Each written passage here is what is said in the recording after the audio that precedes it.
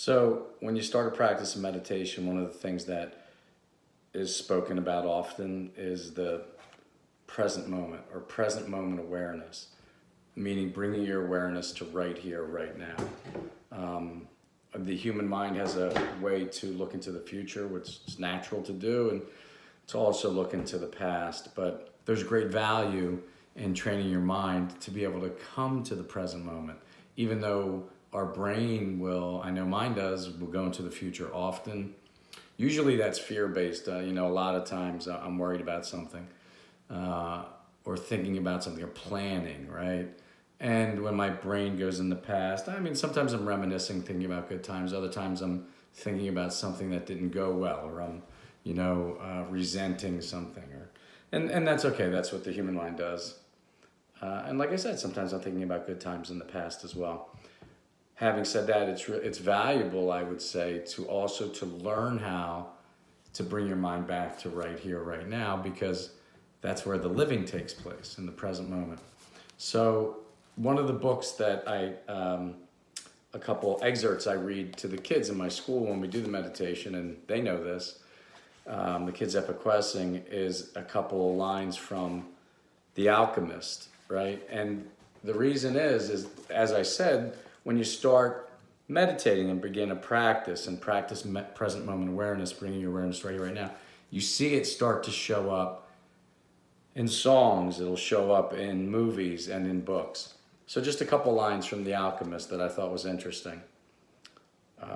I'm alive, he said to the boy as they ate a bunch of dates one night with no fires and no moon. When I'm eating, that's all I think about. If I'm on the march, I just concentrate on marching. Because I don't live in either the past or my future. I'm interested only in the present. If you can concentrate always on the present, you'll be a happy man. You'll see that there is life in the desert and that there are stars in the heaven. Life will be a party for you, a grand festival, because life is the moment we're living right now. Life is the moment we're living right now. The boy was quiet. He was at home with the silence of the desert, and he was content just to look at the trees. He still had a long way to go to reach the pyramids, and someday this morning would just be a memory. But this was the present moment. This was the party the camel driver had mentioned. So I know I didn't give you any context to the book, and some of you may have already read the book, so you're aware of it. But as I said, really what's just interesting is you start to notice that concept of bringing your awareness to the present moment show up in more and more places. So we'll do a brief meditation. I'm not sitting on the cushion. I'm sitting in the chair. Again, I will sit upright. You don't have to do a lot of, you just want to be still. Sorry, I'm just going to set our clock so I don't go too long. You just want to be still and be in a position where you think you can remain still. All right. So what we'll do is I have my bell. You don't need a bell, but I like it. So we invite the bell. We'll ring that 3 times. And we'll do today's going to be a brief one because you endured the reading. So this is a quickie. This is a 3-minute meditation. Okay.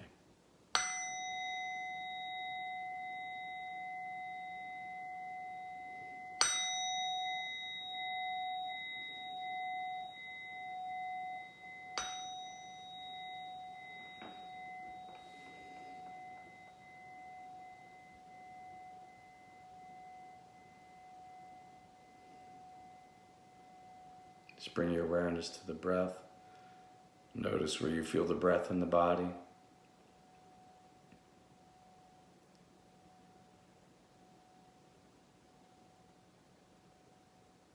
Just hold your attention there.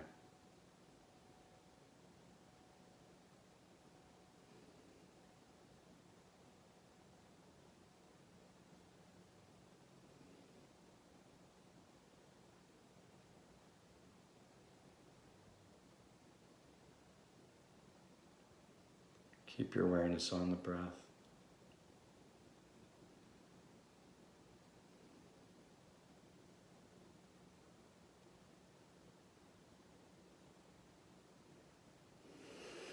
Notice if you become distracted. or your mind wanders off, just bring it back to the next in-breath or the next out-breath.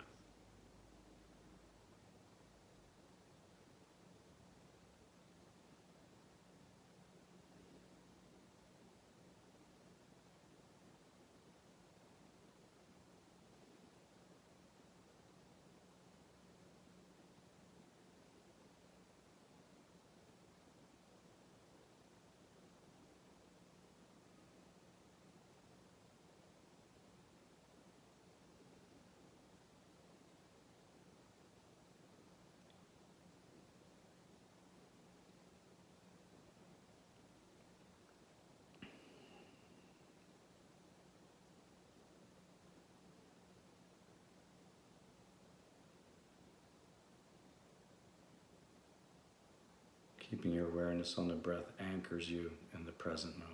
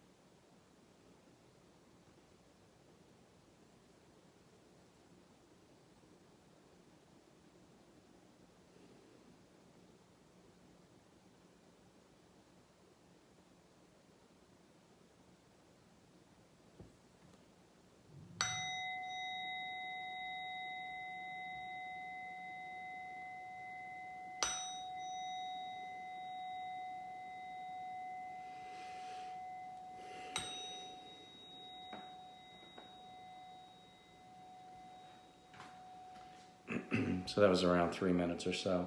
Just a couple things to do when you're meditating if your mind is wandering. If you get distracted by something, let's say it's an itch, right? Your face itches. What do we do when our face itches? We scratch it, right? So instead of doing that, you can name it, right? You can name it. You can silently, not out loud, say to yourself, itching, itching, itching. And usually it goes away. And it's interesting because when I've done that, I usually expect it would never end. No, it's just going to keep itching, or it's going to get worse. But you know what? It goes away. If I just sit and name it, it goes away. That teaches us maybe that teaches us not to be so reactive, that we don't have to respond to everything just because we're experiencing it, right? So that teaches us just to be still with it. Maybe you are feeling bored, you can say bored, silent to yourself, or that's a judgment. So you can just say judging. Like what you're doing is just naming what your mind is doing. And usually it settles down, and then once it does, once the itch goes away, once the judging mind maybe settles down, then you go back to the next in-breath or out-breath. So those are just some things. If you're feeling really distracted on one particular day, you can, or one particular sitting, you can count, so like, again, silently, always silently. Even if there's no one else around, you just do it silently in your head. Obviously, if you're practicing a group, even more important. But so like on the in-breath, you say 1 in your mind, on the out-breath 1. In-breath 2, out-breath 2. In-breath 3, out-breath 3. You do that up to 10. And then you just start back at 1 because it doesn't matter. And if you lose your way, let's say you get distracted, you forgot what number you're on, it doesn't matter. Just start back at 1. You're just training your mind to be with that breath, and the counting kind of gives our mind something to do. I used to have to do that a lot when I first started meditating. I don't really do it anymore. So I don't think to do that. So naming what it is that's going on, whether it's a sensation, the sensation, like the itching, or if you have a judging mind, to just judging. I remember I used to experience a lot of anxiety. So in the beginning, I used to say anxious, and over time it would dissipate, it would settle, and I would just go back to the breath. Then what I learned to do was, instead of saying anxious, because that's a loaded term, that comes with a lot of baggage, I would just describe what anxious feels like to me. For me, and everybody feels it differently, right? I feel it in my stomach. If I feel anxious, it's like this churning sensation. So I started to describe it, and actually that was really effective at helping it to dissipate, helping it to settle down. So I would just, it's almost like it needed to be heard, right? So I was feeling anxious, but instead of saying anxious, I was saying churning, churning. I was describing the feeling, what it felt like. Maybe that's why it's called a feeling, right? I was describing what it felt like. And I would just stay with it silently, churning, churning, churning, and it would go away. And I was kind of surprised at how that worked, but it did work. So again, as I always say, you're your own laboratory. You take a look, see what works for you. And just remember, it's a great day to be alive. And I wish you luck with your meditation or your mindfulness practice. Take care.